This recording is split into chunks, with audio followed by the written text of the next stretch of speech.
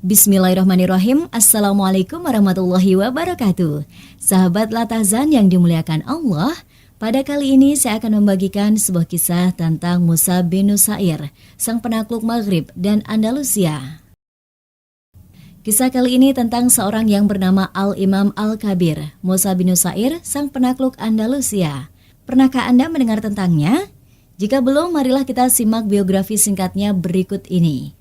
Dialah Musa bin Nusair yang lahir tahun 19 Hijriah, seorang panglima yang disegani, ahli siasat dan lelaki yang bertekad bulat.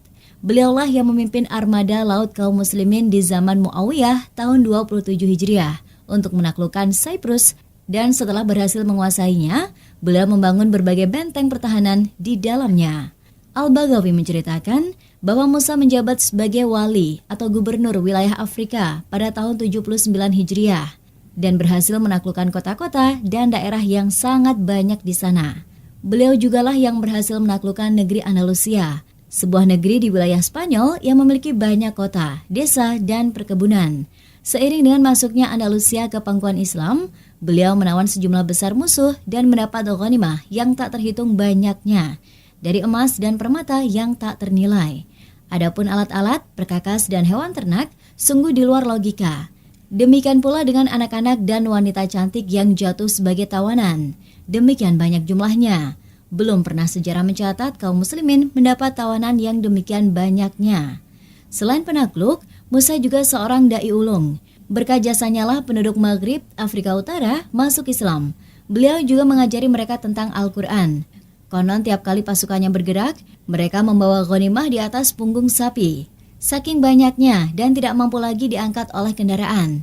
Selama penaklukannya, Musa tergolong panglima yang bernasib baik. Konon dikisahkan bahwa tatkala menaklukkan Andalusia, ada seseorang yang berkata kepadanya, "Utuslah sejumlah pasukan bersamaku, niscaya akan kutunjukkan kepadamu harta karun yang agung." Maka Musa mengutus sejumlah pasukan bersama orang tersebut ke suatu tempat. Sesampainya di sana, orang itu memerintahkan mereka agar menggali. Maka mereka pun menggali hingga menemukan sebuah ruangan besar yang berisi permata, yakut, zabarjuj yang membuat mereka terbelalak. Adapun emas maka tak bisa lagi diceritakan banyaknya. Ibnu Asakir meriwayatkan bahwa ketika Musa berkunjung ke Damaskus, Umar bin Abdul Aziz bertanya kepadanya tentang kejadian paling ajaib yang pernah dialaminya selama berperang di lautan. Maka Musa mengisahkan sebagai berikut. Suatu ketika kami sampai di sebuah pulau. Di sana kami mendapati ada 16 buah kendi yang disegel dan dicap oleh Sulaiman bin Daud alaihissalam. Maka kuperintahkan agar mengambil 4 daripadanya dan melubangi salah satunya. Maka muncullah sosok syaitan yang menepuk-nepuk kepalanya seraya berkata, "Demi zat yang mengutusmu dengan kebenaran, aku tak akan berbuat kerusakan lagi di muka bumi." Kemudian syaitan tadi melihat-lihat dan berkata, "Mengapa aku tidak mendapati kemegahan Sulaiman dan kerajaannya?" Lalu sesaat kemudian menghilang. Maka aku perintahkan agar ketiga kendi sisanya dikembalikan ke tempat semula. Lanjut Musa. Selain seorang panglima hebat, Musa bin Nusair juga seorang yang solih dan penuh tawakal kepada Allah. Ketika Afrika mengalami paceklik, beliau memerintahkan kaum muslimin untuk melakukan sholat istisqa, yaitu pada tahun 93 Hijriah. Usai sholat, beliau keluar menemui orang-orang dan memisahkan antara yang muslim dan yang kafir zimmi. Demikian pula antara induk binatang dengan anaknya. Lalu memerintahkan agar orang-orang meratap dan menangis keras. Sembari ia terus berdoa kepada Allah hingga menjelang siang. Baru kemudian turun dari mimbar. Maka seseorang pun berkata, "Tidakkah engkau berdoa untuk Amirul Mukminin?"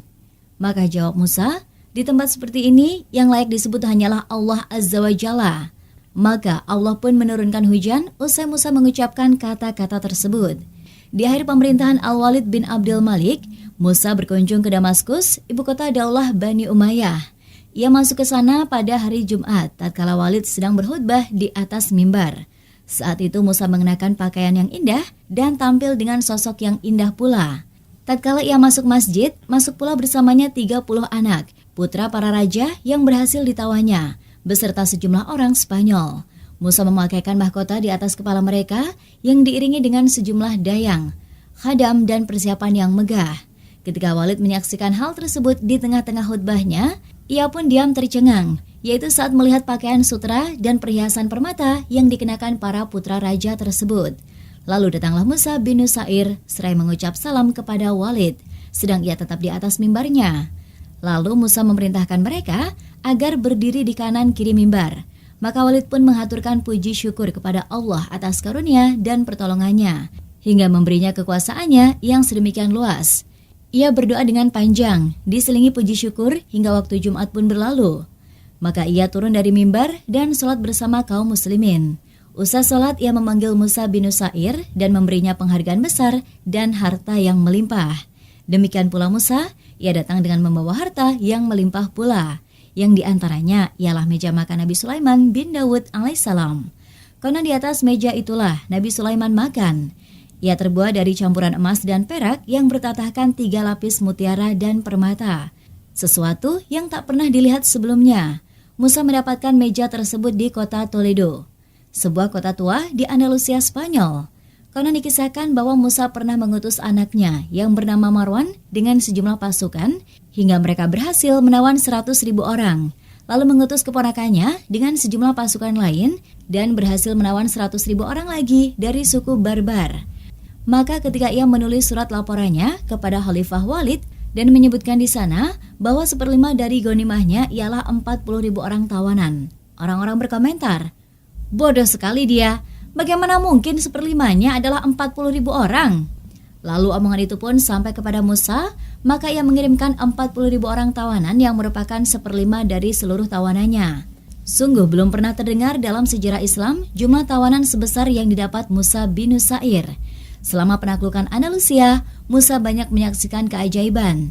Ia mengatakan, "Andai saja orang-orang menurut kepadaku, niscaya akan kupimpin mereka untuk menaklukkan kota Rumia, yaitu kota terbesar di Eropa, hingga Allah menaklukkannya lewat tanganku insyaallah." Dalam kunjungan lainnya kepada Khalifah Walid, Musa membawa bersamanya 30.000 orang tawanan, selain yang kita sebutkan tadi, dan itu adalah ghanimah dari peperangan terakhirnya di wilayah Maghrib. Saat itu ia datang membawa harta, pusaka, mutiara dan permata yang tak terhingga dan tak terlukiskan.